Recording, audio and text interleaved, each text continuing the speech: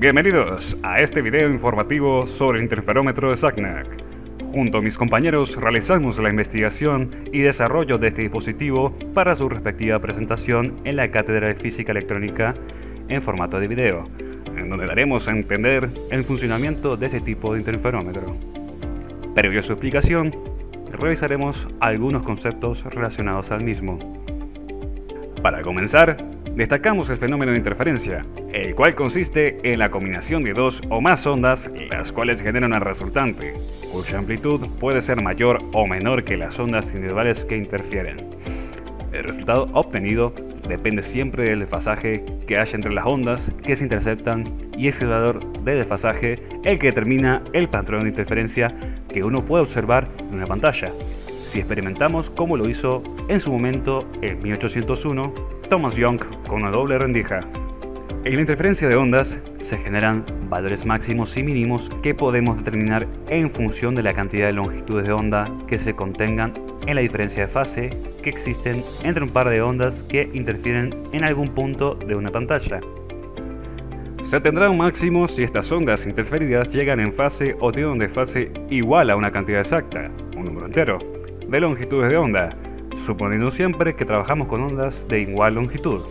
Esto se observa gráficamente si sumamos dos ondas que llegan a una determinada distancia en un momento marcado y sus valles, además de las crestas, coinciden plenamente. Entonces, conseguimos una onda resultante de interferencia constructiva máxima, cuya amplitud es la suma de las amplitudes de las dos ondas que interfieren entre sí. Si ahora las ondas arriban con una diferencia de fase igual a un valor entero de longitud de onda más media longitud de onda extra, obtendremos un mínimo, dándonos a entender que la interferencia es destructiva.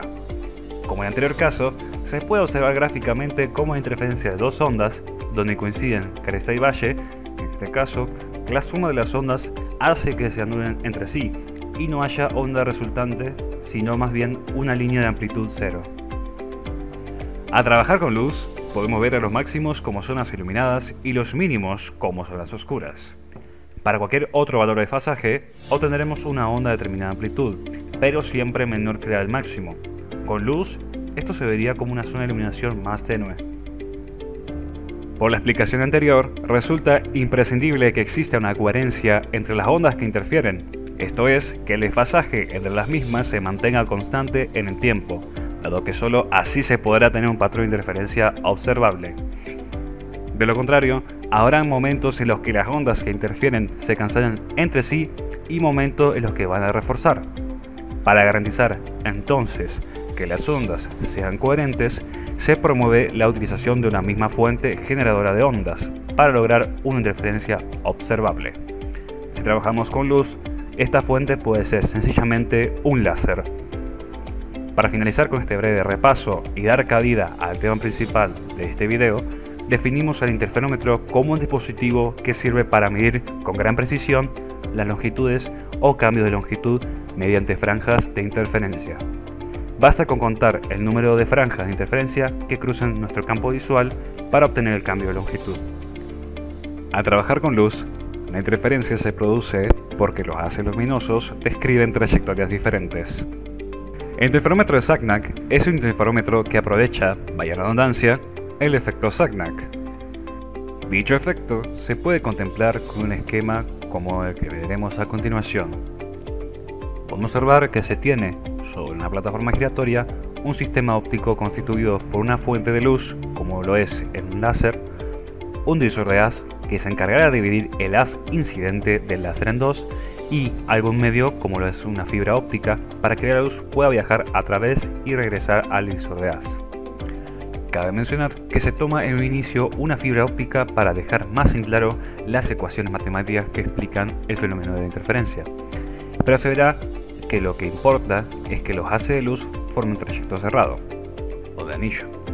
Por lo tanto, también se pueden usar, por ejemplo, espejos dispuestos de tal forma que los haces de luz divididos recorran diversas trayectorias de diferentes formas geométricas, ya que lo que importa es el área que forma el camino que sigue la luz.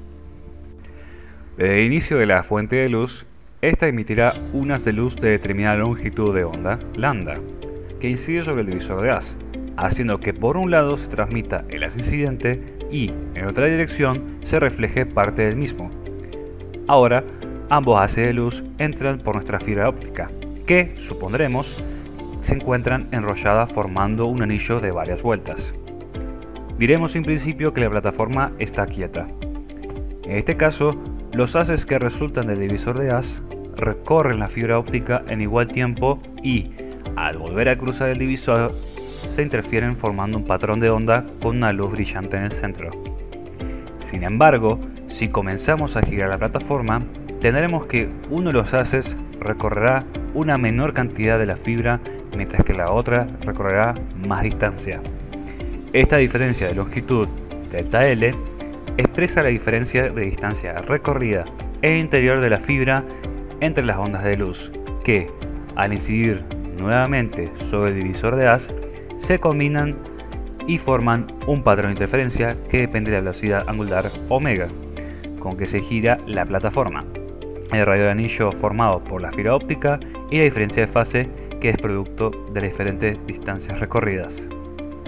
Consecuentemente, el haz que gira en sentido contrario al de la rotación de la plataforma llegará antes al divisor de haz, en tanto que la que gira a favor llegará con un retraso.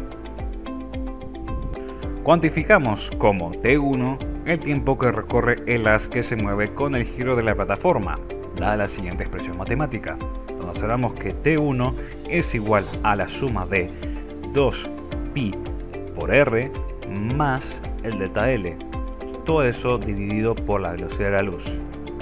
Además, delta L equivale a r por omega por T1. Eliminamos el delta L y despejando T1 obtenemos lo siguiente, que T1 es igual a 2pi por r dividido sobre la diferencia de la velocidad de la luz menos r por la velocidad angular.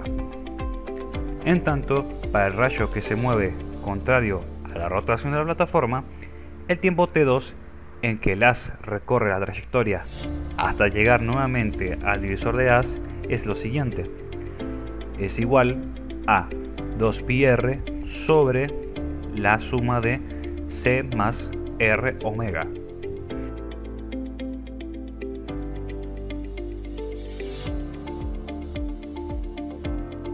La diferencia de tiempo delta t es lo siguiente, la diferencia de t1 menos t2 es igual a 4pi por r al cuadrado por omega, todo esto dividido por la velocidad de la luz al cuadrado menos r al cuadrado por omega al cuadrado. A continuación daremos ejemplos y aplicaciones directas de este interferómetro. Uno de ellos es el giroscopio de fibra óptica, que se describe de la siguiente manera.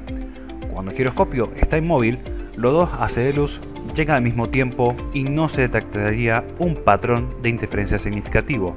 Cuando este se mueve, produce un cambio en el recorrido de los haces de luz. El patrón de interferencia le da certeza al interferómetro para calcular la forma en que gira y qué tan rápido lo hace. Cabe aclarar que la precisión de este giroscopio es mucho mayor a la del giroscopio mecánico y se usa en aplicaciones que necesiten un estabilizador preciso, como puede ser en la industria militar, en aviones, torretas giratorias e inclusive antenas satelitales en ultramar. El siguiente uso es en sistemas de navegación inercial. La navegación inercial es una técnica de navegación autónoma que emplea mediciones de acelerómetros y giroscopios y que permite, a través de cálculos, conocer la velocidad, posición y orientación de una nave a partir de un punto inicial con orientación y velocidad conocidos. Su principio de operación es muy simple. Si medimos la aceleración de un vehículo, podemos integrar la aceleración con respecto al tiempo para obtener la velocidad y luego integrar la velocidad para obtener posición. Por lo tanto, suponiendo que conocemos la posición y la velocidad iniciales, podemos determinar la posición del vehículo en cualquier momento posterior. Por otra parte, a través de los giroscopios podremos conocer el cambio de orientación del vehículo a partir de una orientación inicial. Esto es posible gracias a que los giroscopios con fibra óptica, que usan un funcionamiento como interferómetro de Sagnac, poseen una alta precisión, ya que, en caso contrario, unos pocos grados de error arrastrarían un error enorme. Otro uso a destacar del interferómetro de Sagnac es el sistema de detección de ondas gravitacionales LIGO. Para la detección y confirmación de las ondas gravitacionales predichas por Einstein, se logró utilizando una versión especial del interferómetro de Sagnac, llamado interferómetro de Sagnac de área cero. Dado que la variación del patrón de interferencia es proporcional al área que forma el trayecto cerrado que sigue la luz, y a su vez esta área se toma como un valor positivo o negativo según acompañe o enfrente el sentido de rotación del interferómetro.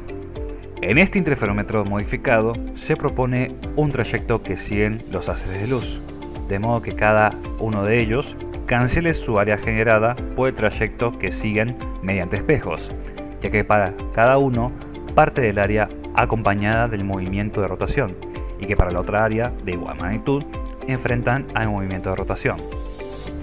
Con este cambio se logra que el interferómetro sea insensible a las rotaciones. No olvidemos, además, la extrema estabilidad que presenta el interferómetro de Sagnac de por sí, dado su casi completa insensibilidad ante cambios del índice de refracción del medio en que el haz de luz viaja y a los desplazamientos de los espejos y visor de haz. En la práctica, para la detección de ondas gravitacionales se tienen en cuenta además otros aspectos que pueden hacer fluctuar el cambio de patrón de interferencia relacionados con la construcción del interferómetro de por sí, los espejos utilizados y el láser empleado.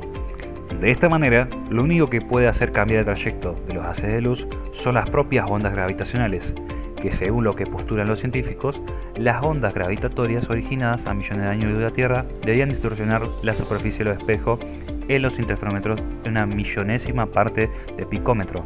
Para hacer una comparativa, un átomo de hidrógeno tiene un tamaño 50 picómetros. Finalmente, si se produce una onda gravitacional, el interferómetro sensible a dicha onda cambiará su patrón de interferencia, detectándose así la onda gravitacional. Y con esto concluimos la presentación del interferómetro de Sagnac, con su descripción de funcionamiento y sus aplicaciones específicas en las áreas científicas o militares.